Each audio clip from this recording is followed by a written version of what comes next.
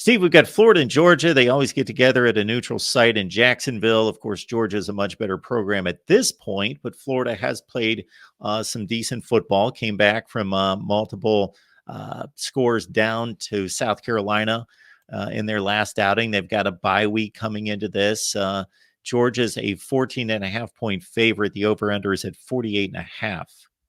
Yeah, my database simulation has Georgia winning on average by 14.4. That's just to say this line is spot on would be an understatement. And another example of a lot of times, it's a huge game, big game to talk about, but the line is pretty much where it should be. We have seen some money coming on the under. It opened 48.5. It's down to 47 now in most locations.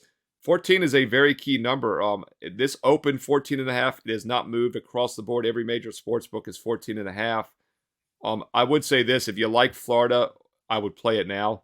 The risk reward on losing 14.5 to 14 or 15 is not worth it. So lock up 14.5 if you like Florida. If you like Georgia, I'd wait. Minus 14 is obviously a pretty key number. So this is another example, another handicapping example of when you play the games matter as well.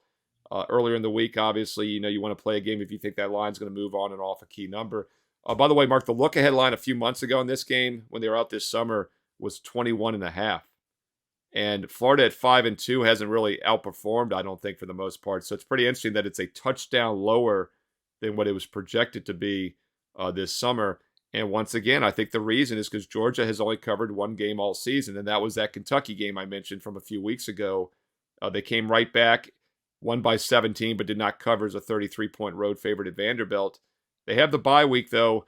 Once again, this is exactly where my math is, and I just don't want to get in front of Georgia in a focused spot. That's why I loved them against Kentucky, and we had line value in that game. We're not getting the line value here, but we're also not getting a bad line. And if you look at the advanced summer line, we're actually getting a touchdown of value.